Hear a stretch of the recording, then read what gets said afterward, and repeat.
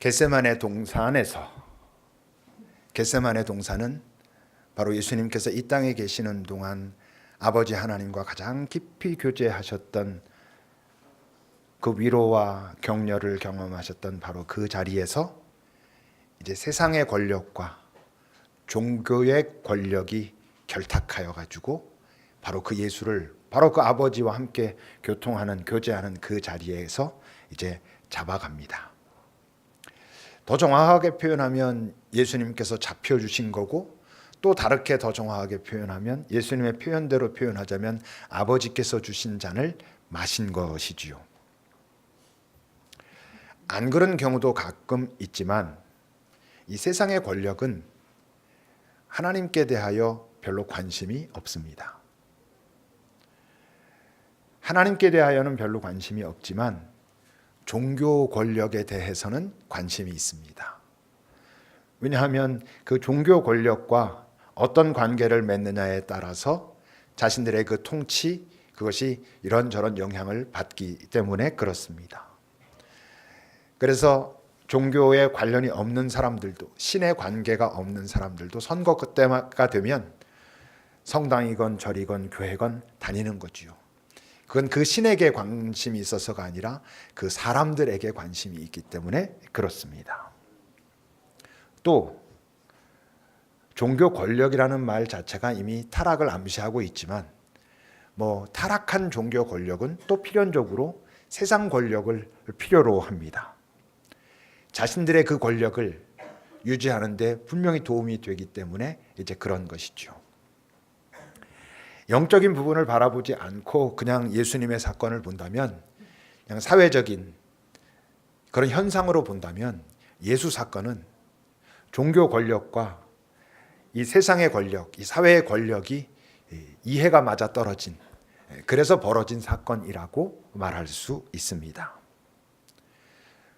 종교 권력자들에게 예수는 이단자고 자신들의 권위에 도전하고 뭔가 자꾸 자신들의 권위를 깎아내리는, 그래서 제거해야 될 대상이었고, 세상 권력의 입장에서 보면 뭔가 어떤 선동가하고, 세상 권력은 자신들이 아닌 다른 누구를 많이 따라다니는 걸, 추종하는 걸 별로 원치 않거든요. 근데 예수라고 하는 자는 분명히 많은 자들이 그를 추종하고 따라가는 뭔가 선동가처럼 보이고, 그러니까 당연히 위험 인물이고, 그러니까 없는 게 낫고, 그러니까 그 세상 권력과 종교 권력의 서로의 이해가 딱 맞아떨어져 가지고 일어난 사건이라고 말할 수 있습니다.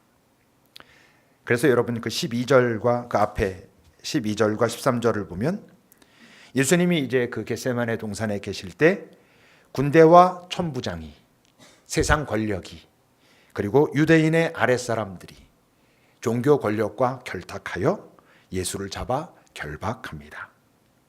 그리고 먼저 누구에게로 끌고 가냐 하면 안나스, 이 사람도 대제사장인데 금년의 대제사장은 아니고 지난 대제사장이었습니다. 그 해의 대제사장인 가야바의 근데 장인이었습니다. 어떤 일이 벌어진 거예요? 요즘으로 말하면 세습이 벌어진 것입니다. 여기서도 나타나는 것처럼 확실히 원로 목사 힘이 더 큰 것입니다. 지금 현재 담임 목사보다 원로 목사에게 지금 먼저 간 거예요. 안나스가 이전 대제사장이었거든. 그리고 사위인 가야바가 지금 현재 대제사장인데 사람들이 예수를 잡고는 먼저 안나스에게 데리고 갑니다. 그럼 안나스가 예수를 신문하고 역시 여전히 마음에 안 들고 이제 그를 가야바에게 보냈습니다. 가야바도 그를 신문했습니다. 당연히 여전히 마음에 들지 않습니다. 그런데 예수를 정말 죽일 만한 어떤 그 흠결을 찾기는 좀 어려웠습니다. 근데 죽이려면 이제 이 세상 권력, 그 권력을 좀 사용해야 됐거든요. 그래서 오늘 본문은 이렇게 시작합니다. 28절입니다. 함께 읽어보겠습니다. 28절 시작.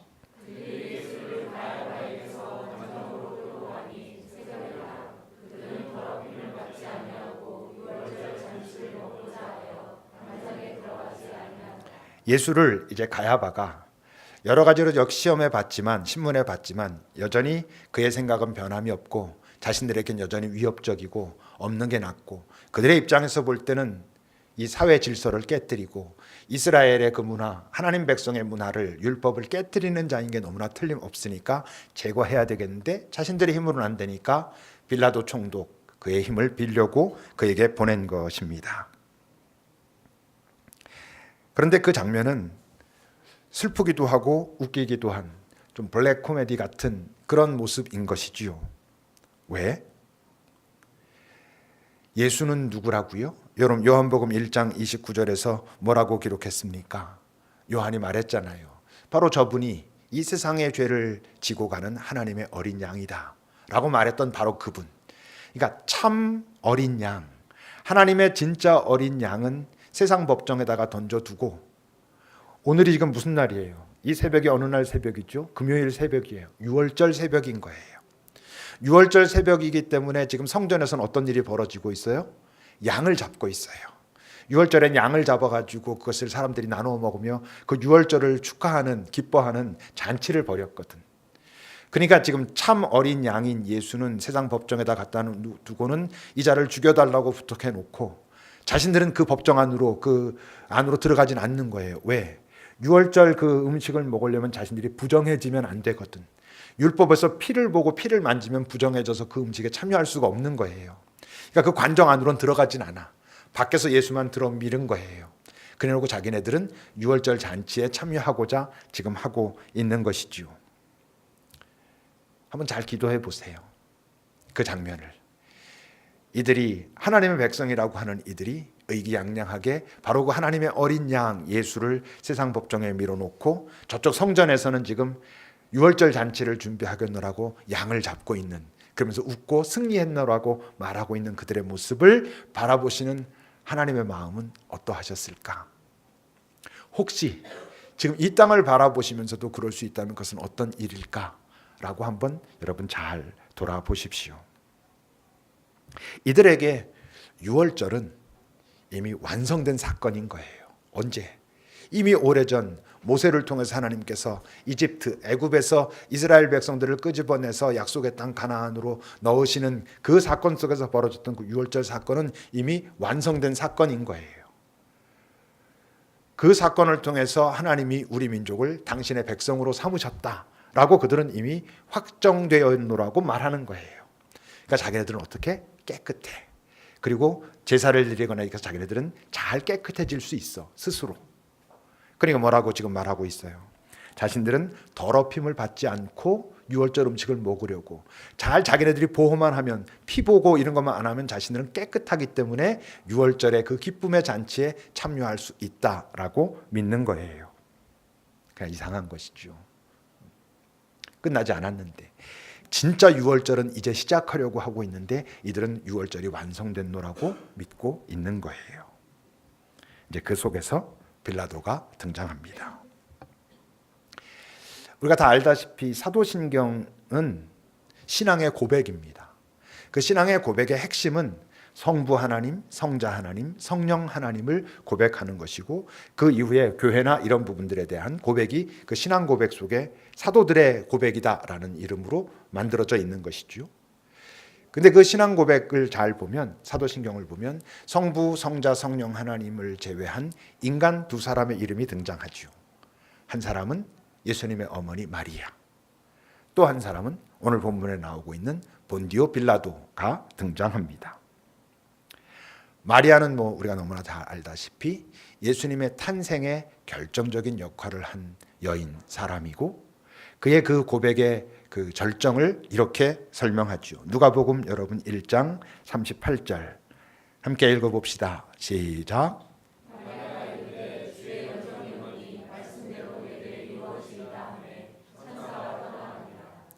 주의 여종이오니 말씀대로 내게 이루어지이다. 지난주에 예수님께서 동산에서 하셨던 고백으로 말하면 아버지께서 주신 잔이라면 제가 마시겠나이다 하는 고백과 같은 것이고, 또 다른 말로 하면 그것이 뭐라 그랬어요?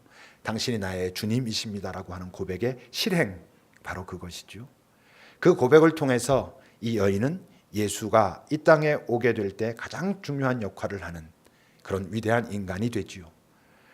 예수님께서 이 땅에 오셔서 나중에 떠나실 때까지 단 한 번도 예수의 정체성을 의심하지 않았던, 의심할 수 없었던, 자기가 예수를 잉태하고 이 땅에 내어보냈던 존재였기 때문에 바로 그런 사람으로 사도신경에 등장하고, 빌라도는 예수의 죽음의 역할을 감당한 사람으로 등장합니다. 많은 사도신경을 보면 우리가 매주 그 고백을 하고 있지만, 본디오 빌라도에게 고난을 받아 십자가에 못 박혀 죽으셨다. 좀 이제 의아한 부분이 있죠.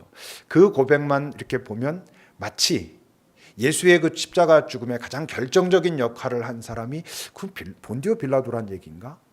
왜 그렇게 표현했을까라고 하는 고민들이 가끔 있기도 하지 않습니까?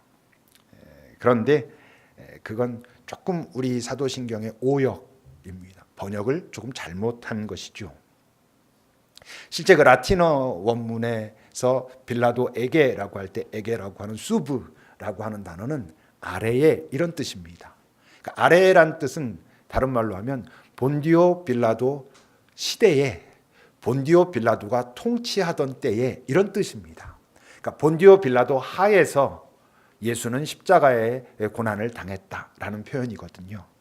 그러니까 그 표현은 본디오 빌라도가 예수께서 십자가에 달리실 때 가장 악독한, 악한, 결정적인 역할을 했다라는 의미로 거기다 첨가한 게 아니고, 그 신앙 고백이 왜 만들어지냐면 이제 예수에 대한 고백이고, 그 고백이 이제 만들어질 때쯤이면은 어떤 일들이 있었냐면 예수의 실존에 대한 의심을 이야기하는 사람들이 있었어요. 과연 그는 실존의 인물인가? 그는 과연 정말 그 십자가와 부활의 그 현상을 나타낸 사람인 게 맞는가? 그는 정말 존재했었는가? 라고 하는 사람들에 대한 변증 같은 것입니다. 그는 실제로 존재했고, 그가 존재했던 시기는, 그리고 고난받고 죽고 부활했다라고 말하는 그때가 어떤 시대였냐면 본디오 빌라도의 통치 때였다라고 하는 어떤 시점을 말해주는 것이지, 본디오 빌라도가 예수의 죽음에 결정적인 역할을 한 사람이다라는 것을 표현하기 위해서 기록해 놓은 것은 아닙니다. 여러분, 그 뒤에 19장 11절에 보면 예수님도 그렇게 말씀하시잖아요. 같이 읽어봅시다. 11절 시작.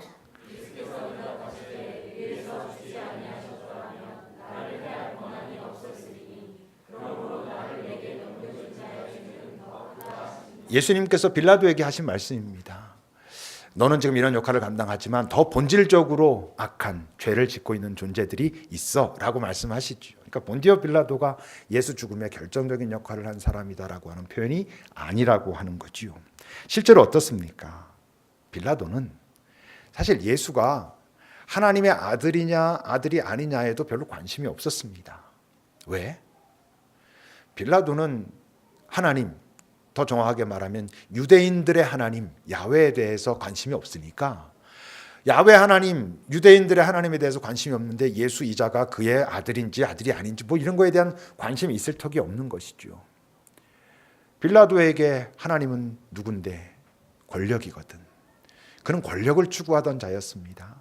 실존 그의 그 역사에도 보면 권력을 추구하다가 사실 몇 년 후에 그는 이제 망가집니다. 이제 없어지지요. 숙청당하게 되는 일들이 이제 역사 속에서는 일어나는데, 어쨌건 빌라도는 그에게 하나님은 만몬인 것입니다. 권력, 물질, 이게 하나님이지 이 유대인들이 작은 자기네들이 지배하고 있는 작은 민족의 자신들의 하나님이라고 하고 있는 그 야훼에 대해서는 큰 관심이 없는 것이지요. 그러니 여러분 33절, 빌라도가 다시 관정에 들어갑니다. 왜 다시 관정에 들어갔을까요? 유대인들이 예수는 밀어놓고 들어오지 않으니까 빌라도가 밖으로 나갔던 것입니다. 나가서 그 유대인들 제사장들이 보낸 사람들과 얘기하곤 다시 관정 속으로 들어와서 이제 그들이 밀어놓은 예수를 불러다가 쉽게 말하면 이제 신문을 하는 것이죠. 네가 유대인의 왕이냐?라고 묻습니다. 이걸 물을 때 빌라도는 나름대로 긴장해서 어떤 위협을 느끼면서 이게 진짜 왕이면 어떡하지? 이런 거였을까요? 아닙니다. 행색 자체가 빌라도가 볼 땐 얘네들이 지금 놀고 있네, 좀 이런 분위기인 것이죠. 그 작은 민족, 자기네들이 지배하고 있는 그 민족의 왕이네, 왕이 아니네, 막 이러고 있는데 몰골을 보니까 참 보기에도 한심하고 추종자들도 별로 없는 것 같고, 그러니까 그에게 그냥 네가 왕 맞아? 네가 이들의 왕이야? 라고 이제 묻고 있는 것이지요. 그냥 빌라도의 마음가짐은 약간은 지금 이제 귀찮은 것입니다. 그 31절을 여러분 보세요. 빌라도가 그 데려온 사람들에게 말합니다. 너희가 그를 데려다가 그냥 너희 법대로 재판해라. 그러는 거예요. 이게 무슨 뜻이에요? 나 끼어들고 싶지 않으니까, 너희들끼리 문제니까 너희들이 그냥 마음대로 해. 그 말은 너희들은 우리한테 별로 위협이 되지 않아. 이런 뜻이지요.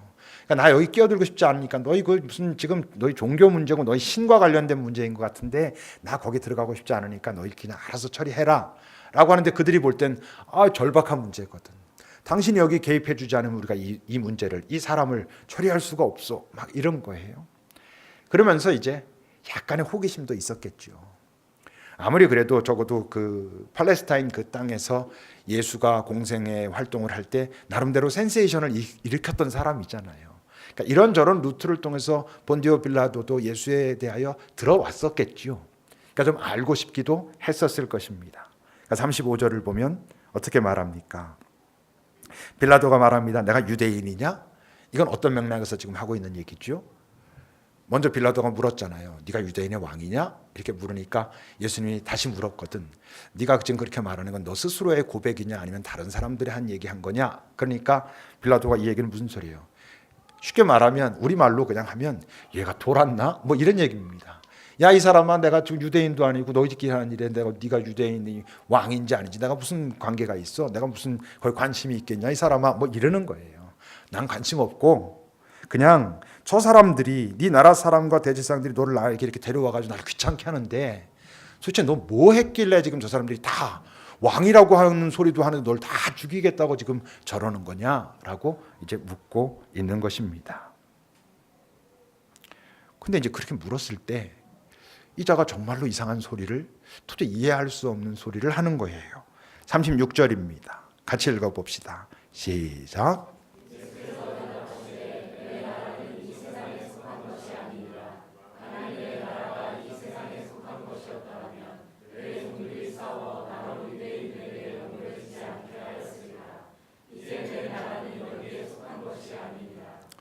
여러분 생각해 보세요. 이게 빌라도가 이게 무슨 얘기인지 어떻게 알겠어요, 도대체?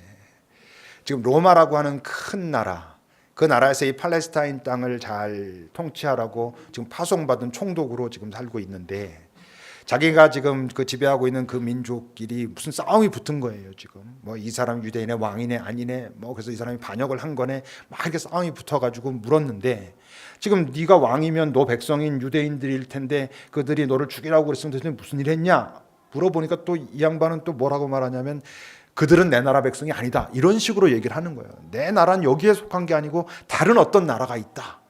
이거 뭐 이해가 안 되는 거죠. 이해가 안 되는데 그걸 꼭 알고 싶지도 않은 거야. 그러니까 이제 막 던지는 겁니다. 쉽게 말하면. 37절을 보면 빌라도가 말합니다. 그럼 너 왕 맞네. 어쨌건 뭐 네 나라가 있으면 너 왕 맞구나. 이렇게 말하는 거예요. 근데 예수가 또 대답합니다. 그래, 네 말같이 내가 왕이다. 그래요. 그러니까 또 빌라도가 막 긴장했을까요? 진짜 왕이구나. 큰일 났다. 이랬을까요? 아니에요. 그냥 아이고 너희들끼리 뭐 뭔 소리인지 잘 모르겠지만 그냥 너희들끼리 어떻게 좀 했으면 좋겠네. 이런 거예요.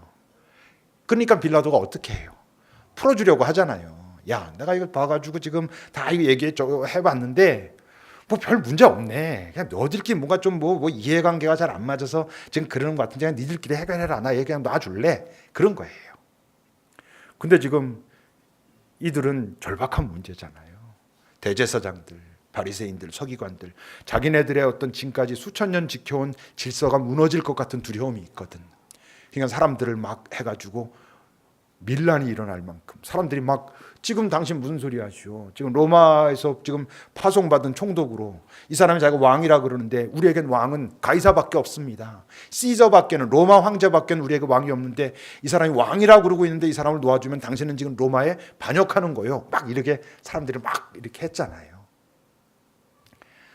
그러니 이제 빌라도 입장에서 볼 때는 어때요? 귀찮은 거야 그게 더. 그냥 이 사람 하나 그냥 죽여버리면 다들 저렇게 말하니까 그냥 이 사람 하나 없애면 되지. 뭐 이거 뭐 괜히 내가 뭐 나름대로 별로 죄 없는 것 같은데 그러니까 내보내가지고 너희들끼리 하면 되게 소란스러워질 것 같은 거야. 그러니까 그냥 빌라도는 심각한 고민이 있어서가 아니라 정말로 예수 이자가 로마라고 하는 자기가 꿈꾸는 그 권력, 그 하나님에게 어떤 위협이 될 만한 존재라고 하는 두려움 때문이 아니라 귀찮아서 괜히 뭐 이거 살려줘봤자 더 시끄러워지고 얘네들까지 이상해지면 뭐 그럴 것 같으니까 그러면 너희 데려다가 얘 죽여, 이런 거예요. 근데 이제 그런 대화를 하는 중에서 분명 예수 이자에게서 느껴지는 어떤 기운이 있긴 있거든. 뭔가 다른 어떤 카리스마를 느끼고 있거든. 근데 이 사람의 어떤 정신 세계를 볼 수도 있을 것 같은 어떤 힌트에 대한 이야기를 예수 이자가 말을 합니다. 37절 그 뒷부분을 여러분 보세요. 내가 왕이다 해놓고는 내가 이를 위하여 태어났고 이를 위해서 이 세상에 왔는데 무엇을 위함이냐 하면 진리에 대하여 증언하려고 왔다. 그리고 그 진리에 속하였다면 내 음성을 알아들을 수 있다. 내 이야기가 무슨 이야기인지 이해할 수 있다. 이렇게 말하는 거예요. 그러니까 빌라도 입장에서는 진리? 그러니까 38절에서 뭐라고 물어요? 도대체 네가 말하는 그 진리가 뭔데? 라고 묻는 거죠. 근데 예수님이 대답하셨어요? 안 하셨어요? 안 하셨어요. 대답 안 하시니까 빌라도가 야, 너 왜 말 안 해주냐? 나 너무 궁금한데 알고 싶어. 또 다시 물어요? 안 물어요. 대답 안 하니까 에이 관둬라야, 뭐 나도 뭐 별로 알고 싶지 않아. 이렇게 그냥 끝난 거예요. 그러고는 야, 나 얘 놔줄래? 그랬는데 얘네들이 막 그러니까 에이 데리고 가, 이렇게 한 거예요. 그러니까 빌라도는 별로 진지하고 뭐 고민하지 않아요. 수없이 많은 반역자들을 처단했었고 그런 사람 중에 십자가에 달아 죽인 그냥 한 명으로 빌라도는 그냥 끝나는 거예요. 그다지 심각하지 않아요. 오늘 본문에 많은 사람들이 등장합니다. 뭐 크게 말하면 세 부류라고 말할 수 있겠죠. 유대인들, 대제사장으로 말할 수 있는 유대인 또는 종교 세력들, 그들이 있고 또 한 부류는 빌라도와 그들, 세상 권력이라고 말할 수 있죠. 그리고 예수. 이 세 부류의 존재들이 있는데 이들이 가지고 있는 아주 공통점이 있어요.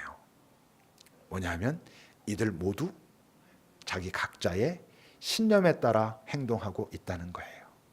신념을 단순하게 말하면 자기가 옳다고 믿는 것, 이렇게 하는 게 옳아, 이게 좋아, 이게 맞아 라고 믿는, 굳게 믿는 어떤 그 핵심, 그거에 따라서 움직이는 거예요. 잠깐 주저하거나 갈등하긴 하지만 그래도 내가 믿는 이것에 의하면 이게 맞지라고 선택하고 있는 거예요.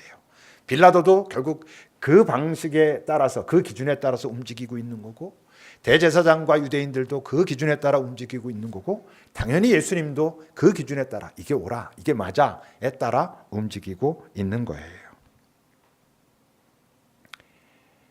모든 사람은 자기가 그것을 문장으로 구체화해 놓지 않았을지는 모르지만 각자 다 나름대로의 신념이 있어요.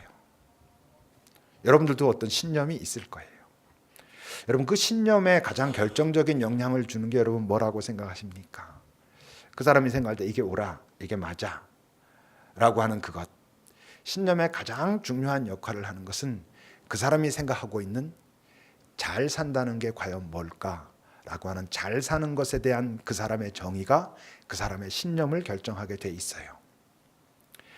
여러분들이 무엇이 잘 사는 것이라고 생각하고 있는가를 잘 생각해 보면 여러분들의 신념은 바로 그것을 추구하는 어떤 방향의 믿음을 가지고 살고 있을 거예요. 빌라도는 이 땅에서 잘 사는 것은 권력을 갖는 것이고 많은 것을 소유하는 것이 빌라도가 볼 때 잘 사는 것이었어요. 특히 권력이었어요. 그래서 그의 신념은 권력을 향하여 가는 어떤 선택들을 하는데 다 모아져 있어요. 대제사장자 서기관들은 그들이 만들어 놓은 하나님 이미지, 그 이미지를 따라가는 것이 그들의 신념이었고 그들의 많은 선택들, 잘 사는 것과 관련된 것들은 바로 그것을 충족시켜가는 것이었어요. 예수님도 예수님이 잘 사는 것에 대한 그 신념을 가지고 그분이 사셨죠.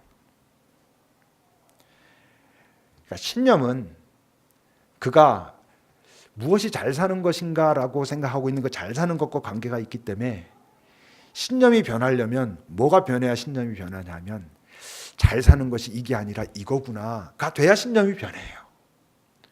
그래서 신념은 변하는 게 어려운 거예요. 각자 어떻게 말로 표현하건 각자 이 땅에 사는 사람들의 신념은 잘 변하지 않아요. 왜? 이 땅에서 잘 산다라고 하는 그것의 정의가 잘 산다는 것이 무엇이냐라고 하는 것이 별로 변하지 않기 때문에 그래요. 교회 다니면서도 그들의 신념은 별로 변하지 않았을 가능성도 많아요. 그래서 교회가 이 세상에서 잘 산다는 것에 만들어진 신념을 충족시켜주기 위해서 만들어지는 게 우리가 소위 뭐 좀 비판적으로 바라보는 기복신앙, 그런 게 다 그런 거예요.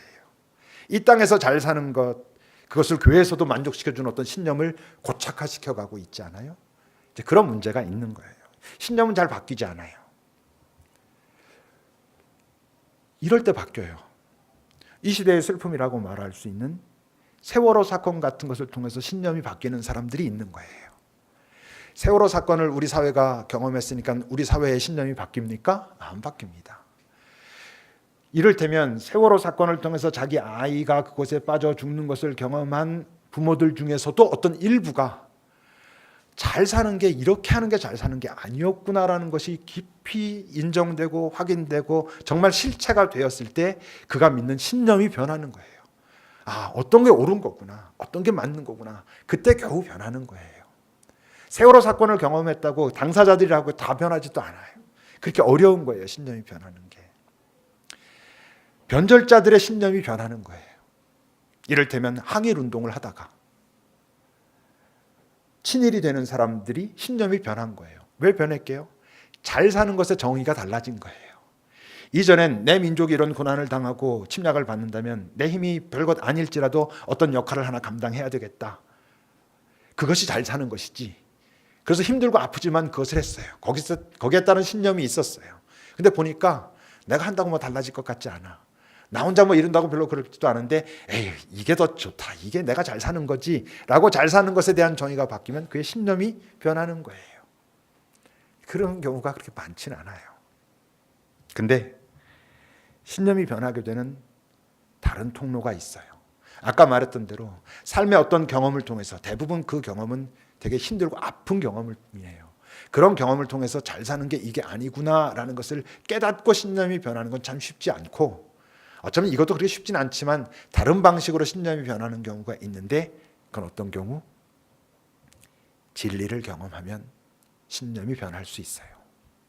신념과 진리의 가장 큰 차이는 불변성이에요. 신념은 변합니다. 상황에 따라서, 자기 어떤 경험에 따라서 자기가 옳다고 믿는 것은 변할 수 있어요. 근데 우리가 무엇을 진리라고 말한다면 그것이 진리라고 말할 수 있는 가장 중요한 조건 중에 하나는 변하지 않는다는 것이에요. 그 진리를 경험하면, 변치 않는 어떤 진짜의 핵심을 경험하면 내 신념이 거기에 따라갈 수 있어요. 진리가 뭐냐? 빌라도가 물었어요. 예수님은 대답하지 않았어요. 왜 대답하지 않았을까? 진리가 뭡니까, 여러분? 예수가 그리스도, 이게 진리예요. 전혀 이 땅에서는 생각할 수도 없는 다른 패러다임인 거예요. 예수가 그리스도라는 것은 나는 내 인생의 주인이 아니요 라는 고백을 전제하잖아요. 나는 나의 문제를 본질적으로 해결할 수 없는 존재요 라는 것을 전제하는 게 예수가 그리스도라고 하는 고백으로 가는 거예요. 내가 지금 믿고 있는 신념은 잘 사는 것과 관련된 건 내 중심적이었는데, 예수가 그리스도라고 하는 고백에 나아가게 되면 그 고백은 내가 주인이 아닌 상태가 돼버려요. 전혀 다른 거예요. 그러니까 그 진리, 예수가 그리스도라고 하는 새로운 패러다임, 그 진리로 이 땅에 많은 사람들은 들어가기가 너무 어려워요. 왜? 자신들이 지금 갖고 있는 신념이 너무 확고하거든. 그게 변할 가능성이 별로 없거든. 다른 말로 하면 이 땅에서 잘 산다는 것이 무엇인가에 대한 정의를 바꿀 생각이 별로 없거든. 예수님이 왜 빌라도에게 진리가 무엇이냐라고 묻는데 대답지 않았을까요? 그걸 사랑하지 않아서? 아니, 말해도 그가 들으려고도 하지 않고 이해도 못한다는 걸 아니까. 왜? 빌라도가 믿고 있는 신념, 그가 지금 잘 산다고 생각하는 그것이 바뀌지 않을 거라는 걸 예수님이 아니까 대답하지 않아요.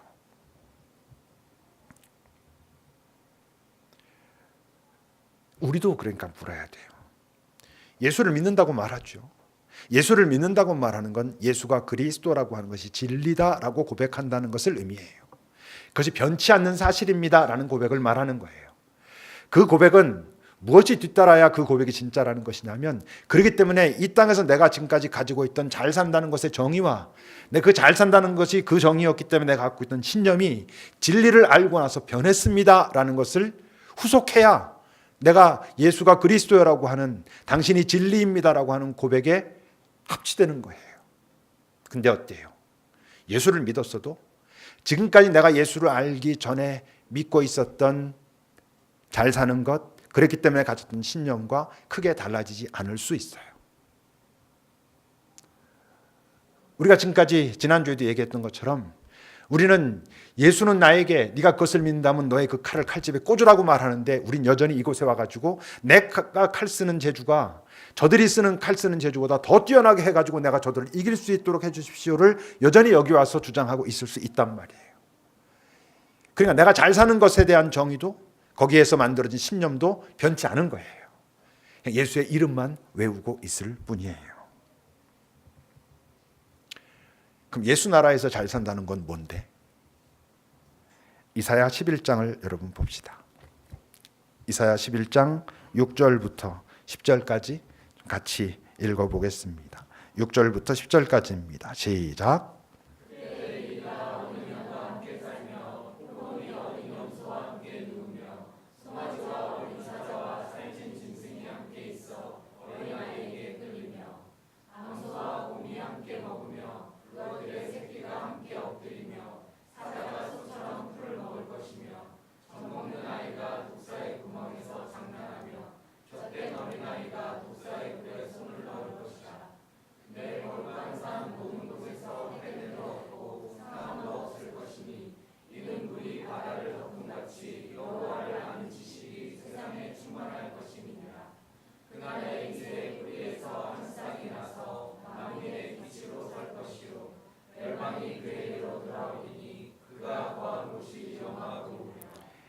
진리신 예수가 이 땅에 오신 이유는 이런 나라를 만들기 위해서 오신 거예요. 언뜻 보면 모든 사람들이 저런 나라를 싫어할 사람이 어디 있어, 다 저런 나라를 원하지 라고 말할지 몰라요. 아니에요. 저런 나라를 원할 것 같지만 사실은 저런 나라를 원하는 게 아니라 표범이 되기를 원하는 거예요. 이리가 되고 사자가 되고 곰이 되기를 원하지, 저런 나라가 돼가지고 다 평화롭기를 실제는 원치 않아요. 저런 나라를 원하는 것 같을 때는 언뜻 내가 그냥 어린 양 같을 때 원하는 거예요. 이 세상에서 저런 나라가 되려면 표범이, 이리가, 곰이, 사자가, 독사가 손해를 봐야 되거든. 자기 가진 것을 놔야 저런 나라가 될 수 있거든. 근데 이 세상은 그걸 가지고 있어야 내가 잘 사는 거라고 믿는 세상이거든요. 그걸 가지고 있어야 남들보다 내가 뛰어나거든. 그것을 놓치지 않고 있어야 내가 나를 지킬 수 있는 그런 세상이라고 믿어진 나라이기 때문에 저런 나라가 되는 것을 원치 않아요. 그래서 가난한 자, 슬픈 자, 없는 자들이 저런 나라를 원하는 거예요. 원하는 것 같지만 사실은 그들은 표범이 되고 싶고 이리가 되고 싶고 곰이 되고 싶은데 그게 되지 않으니까 저렇게라도 됐으면, 이런 경우들도 엄청나게 많아요. 나중에 그들이 표범의 어떤 능력을 갖게 되면 변심해요. 또 달라져요.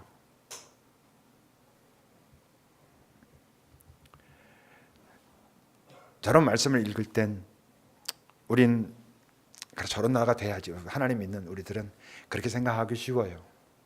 그리고 저런 말씀을 읽을 때 나는 이리는 그래도 아닌 것 같고, 나는 표범은 아닌 것 같고, 나는 곰과 사자는 아닌 듯해요. 근데 여러분, 우리 모두는 누군가의 표범일 수 있어요. 엄청난 권력과 재물을 가져서 사자가 되고 곰이 되는 게 아니고, 부모가 자기 자식한테 이리일 수 있어요. 선생이 제자한테 곰일 수 있고요. 친구들 사이에서 누군가가 사자일 수 있어요. 남편과 아내 사이에 누군가가 독사일 수도 있어요. 아주 교묘하게 나는 전혀 죄책감을 느끼지도 못한 채로 주님께서 가르쳐 주신 기도, 아버지의 나라가 이 땅에 임하기를 바라나이다 라고 우리는 기도하라고 주님께서 그러셨어요. 너희들이 나를 주라고 믿는다면 이렇게 기도하라 그러신 거죠. 아버지의 나라가 이 땅에 임하기를 바랍니다라고 우리에게 기도하라 하셨고, 우리가 그렇게 기도한다는 뜻은 실제로 어떤 의미냐 하면, 하나님께서 원하시는 그 나라가 나를 통해 이 땅에 이루어질 수 있도록 나를 사용하여 주십시오라고 기도하는 것과 같은 거예요.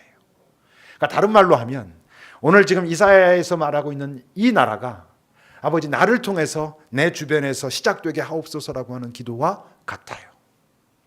그러니까 우리는 고민해야 되는 게 어디에 표범이 있는지, 어디에 늑대가 있는지, 이리가 있는지, 저것들이 빨리 포기해야 되는데라고 말하기 전에 내가 표범인 영역은 어딘지, 내가 이리로, 사자로, 곰으로, 독사로 살고 있는 영역은 어딘지를 먼저 찾고 고민하고 내가 그것을 먼저 내려놓는 것으로부터 아버지의 나라는 내 옆에서 시작되는 거예요. 빌라도가 예수님께 물었어요. 진리가 무엇이냐? 오늘 이 자리에선 예수님이 우리에게 물으셔요. 너에게 정말 진리는 무엇이냐? 내가 너의 주인이라는 것이 너에게 정말 진리가 맞느냐? 그것에 기준해서 기본해서 그것을 베이스로 너에게 잘 사는 것의 정의는 규정되어 있느냐? 바로 그 정의에 의해서 너는 신념을 가지고 정말 어떤 결정적인 선택의 순간에 그렇게 선택하고 있느냐라고 물으시는 거예요. 예수님은 대답하지 않았지만 우리는 대답해야 돼요. 살면서. 기도합시다.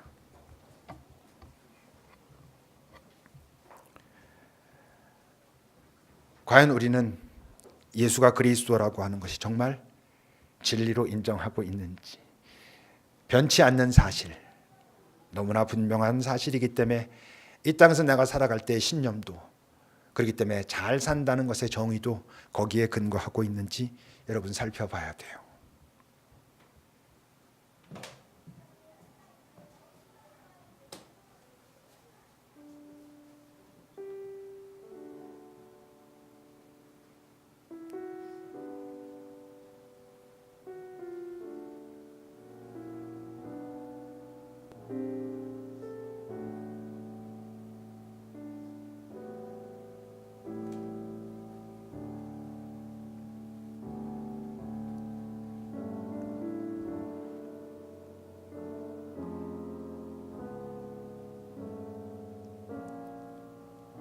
주는 그리스도시요 하나님의 아들이십니다.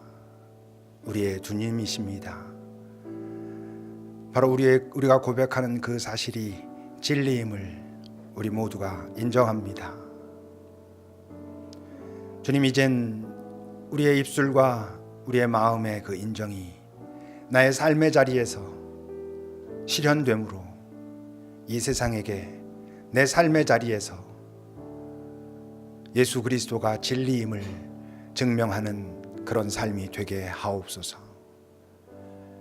여기는 우리들 큰 권력과 재물을 갖지 않았기 때문에 일이요 표범이 아닌 것이 아니고 내 삶의 자리에서 아주 작은 일들 속에서도 우린 언제든지 얼마든지 곰도 사자도 심지어 독사도 될 수 있다는 것을 기억하고 나 자신을 주님 앞에 살피며 그래서 진리 되신 주님의 그 뒤를 따라가는, 그리고 결국 진리 되신 주님을 증명하는 그런 삶이 우리 모두가 되게 하옵소서.